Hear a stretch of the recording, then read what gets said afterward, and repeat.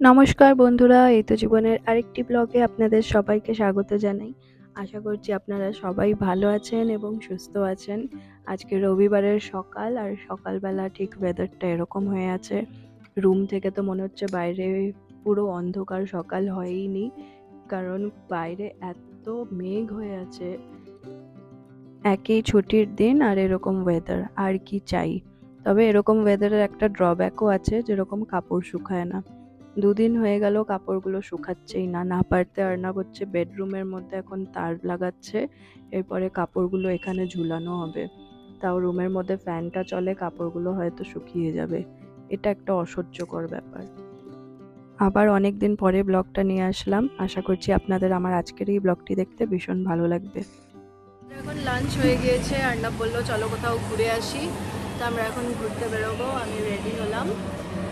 আজকে ভীষণ লেজিভাবে দিনটা কাটছে, কারণ আজকে ওয়েদারটা এত সুন্দর হয়ে আছে। সারাদিন শুয়ে থাকার মতো ওয়েদার, পুরো অন্ধকার, হালকা হালকা বৃষ্টি, একদম পারফেক্ট ওয়েদার। ঘুরতে যাওয়ার জন্য তো আরও বেস্ট আজকে। এর জন্য একটু ঘুরে আসি ভাবছি। স্কুটি নিয়েই বেরোবো, আবার রাস্তায় যাতে বৃষ্টি না পড়ে, ওটাই ভাবছি।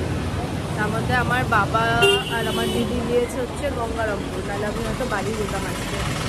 গঙ্গারামপুর গিয়েছে, ওই যে আগের বছরও আমি দিয়েছিলাম যে আমার পৈতৃক বাড়িতে যে কালী পুজো হয়, তো আবারও এবার বাৎসরিক পুজো, ওখানে গিয়েছে পুজোয়। কালকে সারা রাত পুজো হয়েছে, আজকে বাবারা ফিরে আসবে আবার।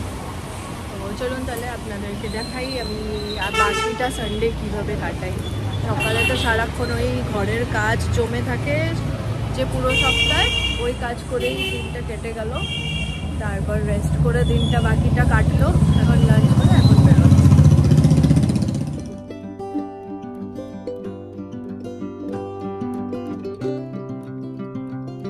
বেরিয়ে পড়তেছি, হেলমেট পরতে লাগবে। চুলটা বেঁধে নিলাম, যেহেতু স্কুটিতে করে যাবো। করিয়ে দাও,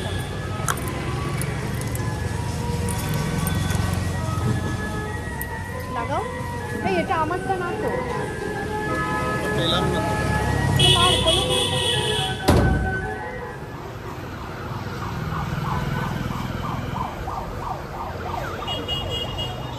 সেফটি আছে তো? হ্যাঁ, আইসিএম মার্কার সেফটি হলো খুব ভালো। ঠিক আছে।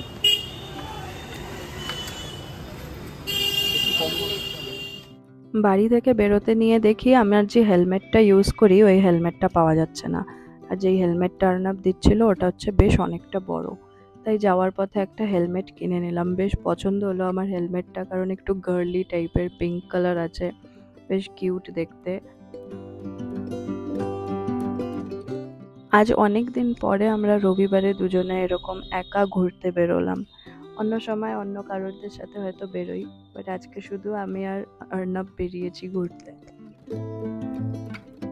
আবারও চলে আসলাম এই শহরের সবচেয়ে নস্টালজিক জায়গাতে, মানে আমার সবচেয়ে নস্টালজিক জায়গাতে, আমার কলেজের সামনে, যেটা হচ্ছে শুকনার এই রাস্তাটা। দেখুন বৃষ্টির কারণে কত গ্রিনারি হয়ে গিয়েছে। আর আজকের ওয়েদারটার জন্য হালকা হালকা পাহাড় দেখা যাচ্ছিল, মেঘ দেখা যাচ্ছিল, তার জন্য এত সুন্দর লাগছিল।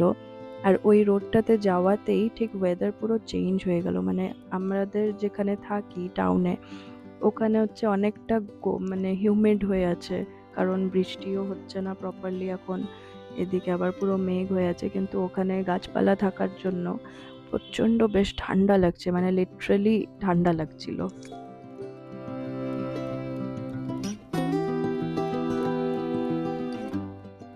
এখন হচ্ছে ঢুকে পড়লাম শুকনা থেকে, যে এখান থেকে হচ্ছে ডিভাইড হয়ে যায়, একদিকে চলে যায় রংটং অ্যান্ড সব জায়গাগুলো, আর এটা হচ্ছে কার্শিয়ং যাওয়ার পথে। আমরা ওই রাস্তাতে ঢুকে গেলাম। এটাও পুরো একদম ঘন হয়ে গিয়েছে বৃষ্টির জন্য। আরও কিছুদিন এটা আরও ঘন হয়ে যায়। এখন তো সবে মনসুন শুরু হলো, এই ধরুন জুলাই অগস্টের এন্ডে এটা আরও ঘন হয়ে যায়, অ্যান্ড সব ওই পোকামাকড়ের আওয়াজ আসতে থাকে এই রাস্তা দিয়ে, আরও সুন্দর লাগে যেতে। আমরা যারা নর্থ বেঙ্গলে থাকি, এই একটা খুব বড় অ্যাডভান্টেজ আছে আমাদের, যে আমরা আশেপাশে যাচ্ছি বলে পাহাড়ে চলে যেতে পারি। আজকেও বেরোনোর সময় আমি কিন্তু তাই বলেছি বাড়িতে, যে তো সামনেই যাচ্ছি, এদিক ওদিক একটু ঘুরে আসি, ওয়েদারটা ভালো আছে। কিন্তু এদিকে আমরা হচ্ছে কোথায় যাচ্ছি আমরা নিজেরাও জানি না, কারণ ওয়েদারটাই এত সুন্দর লাগছে যে যেখানেই যাব ওখানেই ভালো লাগবে।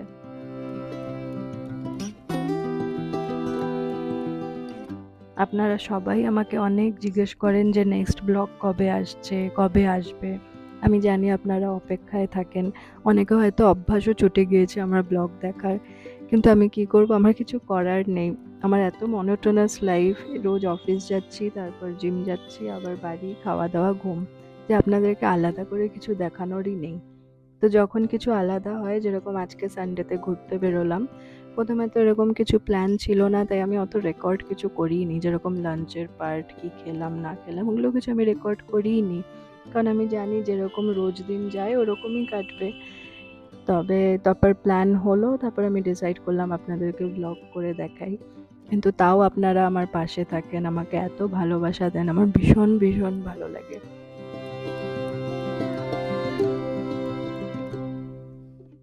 এখানে আমরা একটা জায়গাতে দাঁড়ালাম, কারণ এখান থেকে দেখতে এত সুন্দর লাগছে সিনারিটা, মনে হচ্ছে কেউ হাতে পেইন্ট করেছে। দেখুন চা পাতাগুলোও খুব সুন্দর লাগছে এখানে, অ্যান্ড পাশে জাস্ট সিনারিটা দেখুন, ওদিকে এত ভালো লাগছিল, তাই আমি আর অর্ণব দাঁড়ালাম কিছুক্ষণ, একটু গল্প করলাম। একটা ফুল কুড়িয়ে পেলাম এখানে, কৃষ্ণচূড়া ফুল, আমি বুঝে দিই, ভালো লাগছে। এখানে দাঁড়িয়ে এত ভালো লাগছে, এত সুন্দর হাওয়া, এখানে পুরো ঠান্ডা ওয়েদার, যে কৃষ্ণচূড়া গাছটা যে উপরে আছে পুরো ছাতার মতো একদম ছড়িয়ে, এত সুন্দর লাগছে। আমি একটা কৃষ্ণচূড়া ফুল কুড়িয়ে পেয়েছি, সব পাপড়িগুলো ঝরে পড়ে গেল, তো এটা আর কোনো ইউজের না, কারণ পাপড়িগুলো ছিল তখন সুন্দর লাগছিল। একটু রেস্ট নেওয়ার পর আবারও বেরিয়ে পড়লাম ওখান থেকে। রাস্তায় আমরা ডিসাইড করলাম যে টিম্বুর বলে একটা রেস্টুরেন্ট আছে, খুব সুন্দর জায়গাটা, ওখানে যাব। চলুন তাহলে আপনাদেরকে ওই রেস্টুরেন্টটা দেখাই। যত বিকেল নেমে আসছে তত বেশি সুন্দর লাগছে সিনারিগুলো দেখতে। জানি না ক্যামেরা কতটা ক্যাপচার করতে পেরেছে, বাট চোখে দেখে বিশ্বাস করতে পারবেন না যে এটা একটা ছোট্ট শহর, শিলিগুড়ির আশেপাশেরই জায়গা। এই চলে আসলাম আমরা টিম্বুরে, এরকম ভিউ এখানে।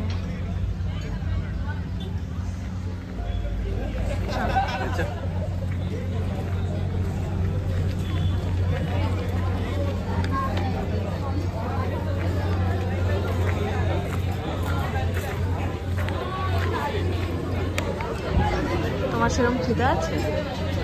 দেখি চায়ের সাথে স্যান্ডউইচ নেই নাকি? নিলেও একটাই নাও, শেয়ার করে খাবো। হ্যাঁ,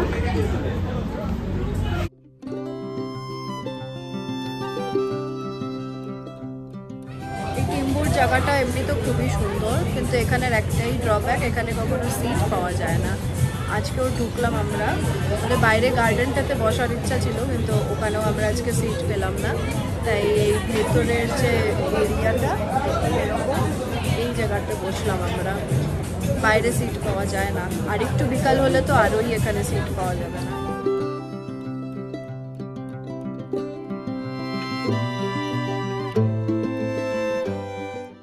এই হলো এই রেস্টুরেন্টটার থেকে ভিউটা, খুব সুন্দর লাগে দেখতে আশেপাশে, অ্যান্ড সাজানো খুব সুন্দরভাবে এখানে। আর একটু বিকাল হলে সব লাইটসগুলো জ্বললে যখন, খুব সুন্দর লাগে, মানে বাইরে থেকেও যখন গাড়ি পাস হয় দেখতাম, খুব সুন্দর লাগে। এই হলো চলে আসলো আমাদের খাওয়ার। এবার আমরা দুজনেই ভাবছি যে এতটা কোয়ান্টিটি দিয়ে দিয়েছে, আমরা শেষ করতে পারবো নাকি না, কারণ অলরেডি আমরা হেভি লাঞ্চ করেছি, বাড়িতে মাটন হয়েছিল, তো তাও আমরা চেষ্টা করলাম ওটা খাওয়ার। তারপর আমরা হচ্ছে ডেজার্ট অর্ডার করেছিলাম, এমনি আইসক্রিম সানডে, ওটাও এতটা কোয়ান্টিটি চলে আসছে, আমি তো পুরোপুরি শেষই করতে পারলাম না, আর্নাব তাও চেষ্টা করলো শেষ করার। এখন খাওয়া দাওয়া হয়ে গেল, বেরিয়ে পড়ছি। এখন কটা বাজে গো? এখন 6টা বাজে ডট। এখান থেকে বেরোচ্ছি। জাস্ট দেখো পিছনে ওয়েদারটা, ওই জায়গাটা দেখো, জাস্ট মানে লিটারালি মেঘগুলো খেলছে, যেন মনে হচ্ছে এত সুন্দর লাগছে, এখান থেকে যেতেই ইচ্ছা করছে না, বাট নো আদার অপশন, যেতেই হবে। তারপরে ওখান থেকে বেরিয়ে পড়লাম। ঠিক টেম্পুরের বাইরেই দেখি ভুট্টার স্টল বসছিল। পেটটা ভরা না থাকলে নিশ্চয়ই আমি একটা ভুট্টা খেতাম, কারণ এরকম ঠান্ডা ওয়েদার আর তার মধ্যে ভুট্টা, আর কিচ্ছু চাই না। বাট পেট প্রচণ্ড ভরা ছিল, এর জন্য আর সাহস করলাম না। অলরেডি আমার আগে অনেকগুলো বাজে এপিসোড আছে এরকম ভুলভাল খাবারের কম্বিনেশনের জন্য।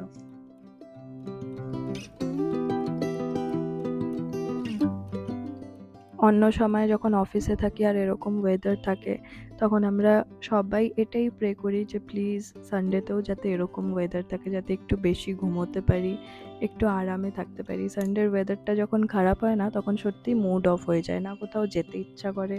বাইরে গরমের কারণে কিছুদিন আগে তো শিলিগুড়িতে খুব গরম পড়ছিল। लोग এখন আমরা শুকনা মোড়ে দাঁড়ালাম চা খাওয়ার জন্য।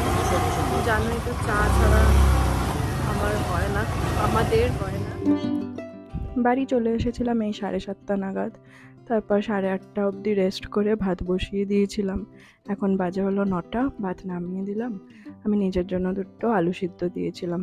অনেক দিন ধরেই ইচ্ছা করছিল শুকনো লঙ্কা দিয়ে আলু সিদ্ধ দিয়ে মেখে খেতে, তাই আজকে দুপুরবেলা তো অনেক হেভি খেয়েছিলাম। এখন ভাবলাম একটু আলু সিদ্ধ ভাত খাই।